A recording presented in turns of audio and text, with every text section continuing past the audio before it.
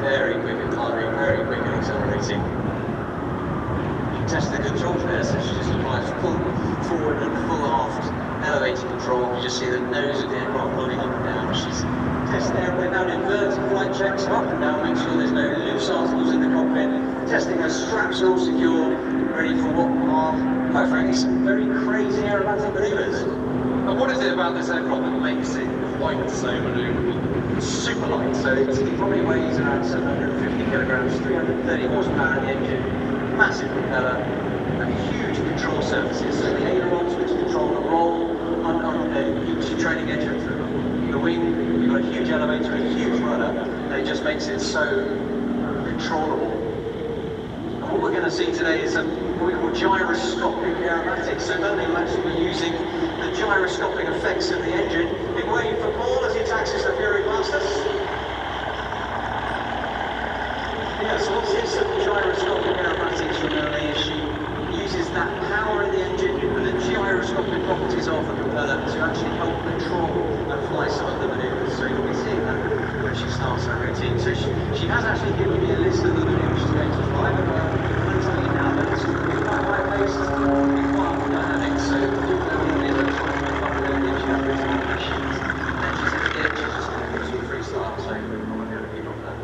see what she's doing. Just what you're doing.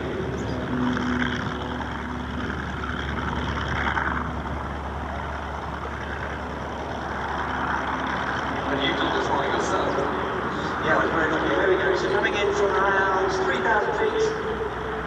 Crazy rolls in it. Those ailerons I talked about, very big on each end of the wing. The aircraft can actually roll 400 degrees a second. That's what she was just demonstrating. Here we go again. So rolling towards us.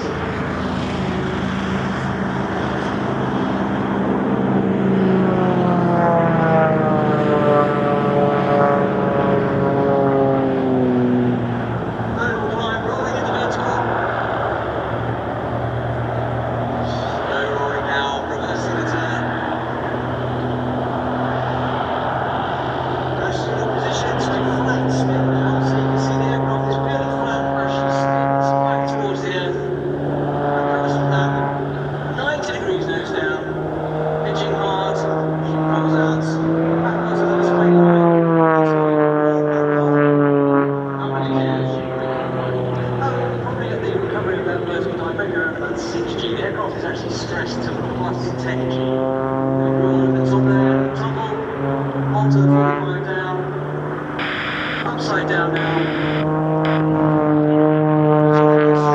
Plus 10 G. More alarmingly, the aircraft is actually stressed to minus 10 G. So you can push minus 10 G in this aircraft. Now this is pulling up into the vertical.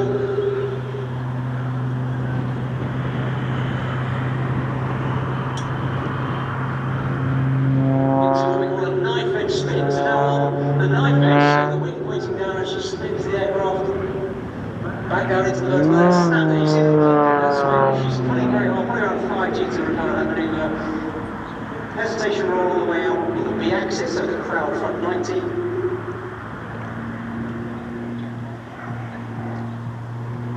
And how much is it? Nerves, skill, physical practice and skill, and quite a lot of physical strength in it to counter the G-force. That is a minus 7 turn there. I talked about being stressed to minus 10, so at plus 7, so 7 times the force of gravity, everything gets heavier, the blood wants to go down your head, but you can strain against it. At minus 7, there's nothing you can do to stop that blood rushing to your head. So into a tail slide, that was a torque roll and tail slide. So is the engine actually cutting out? No, the engine's probably saying, depending on what she's doing, some maneuvers you will use the throttle to help the performance of the aircraft, that gyroscopic properties of the propeller I talked about. So a rolling circle now, you can see Melanie's going to perform a 270-degree turn as she rolls the aircraft around its longitude axis. Now in on the crowd front 90. The the axis upside down, spin, push away. So again, around about -6, -7, she pushes into an inverted or outside half loop. A flip roll at the top, and then keeps climbing as she turns to the right. You can see there that the power of the engine against this very light airframe. I got this negative positive G. I mean, what does that do to the body, and how tiring is it? Well, it's very tiring. So positive G when you're straining against it, trying to stop. She's working very hard against that positive G. Not what you can do for the negative, just sends all those. You've been on a roller coaster and you get those weird speckles in your eyes after you go over a humpback bridge or a roller coaster. That's kind of what's happening as you push negative G. So stationary flight now, hovering on the propeller. Very little forward speed, back down onto the vertical, going around 6G onto the screen.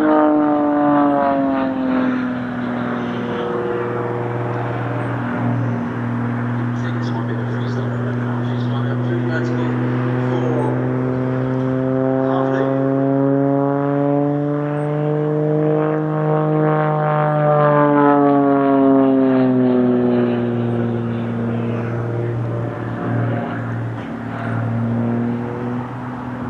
Nice time with it. She can see there the aircraft is completely departed as it flies up with the beauty of the extra, because those control surfaces are so big, and as they are sitting in the slipstream of that big propeller, that 330 horsepower engine, the spin recovery to recover from any departed flight is very instantaneous. You just almost centralise the controls and tell the aeroplane to stop, and it just doesn't need to. It's a fantastic aeroplane for these type of aerobatics. Big snatch there, you see the keep from the smoke, probably around about a 7-8 G pull into the vertical. And launch back on the way up, so again, departing the aircraft on the way up the hill, launch back being head over and check. See why they're back up like that. Engine sound on the plants. But it's not coming, it's not coming. Maybe a reduction in And if you want to buy one of these extras, you know, how much would you have in your current account? I think an early order you might get for £50,000 perhaps. So when do they first start being produced? That's a very good question. I don't know. I mean, are they sort of 70s, 80s? Probably in the 80s for when the first design came for the competition aerobatics, and they've just been developing the newest version. It's called the Extra NG, the next generation, new generation. So coming down the line now, slow roll, so using her hands and feet to coordinate the controls into fast roll to finish into slow roll.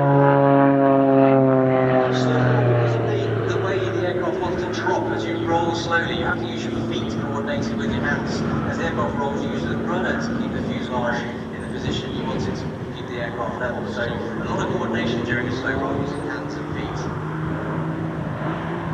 Coming for a knife edge. Now this is a good time for canvas and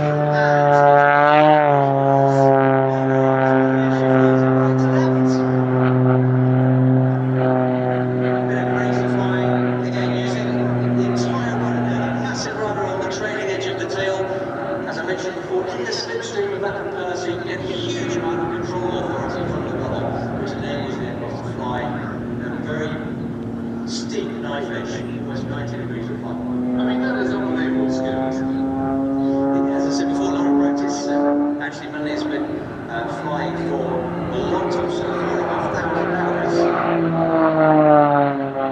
She has 6 first titles to her name and a UK title in varying levels of competition aerobatics. In fact, she was the only female to compete in the Red Bull Air Race.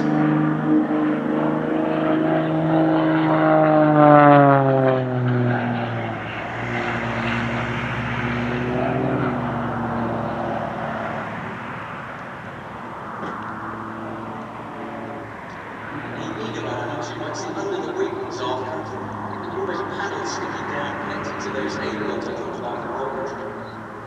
I'm going to do an extra move there, explain what they are. You see the silhouettes down there underneath those red paddles underneath. Other way,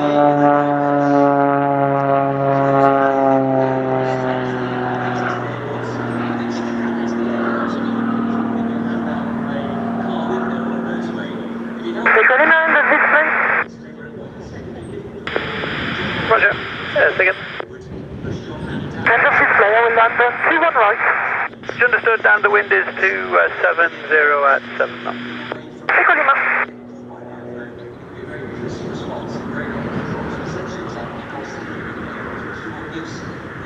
Very rapid, crisp roll around, as I said, 400 degrees, as I said, which is 1 point.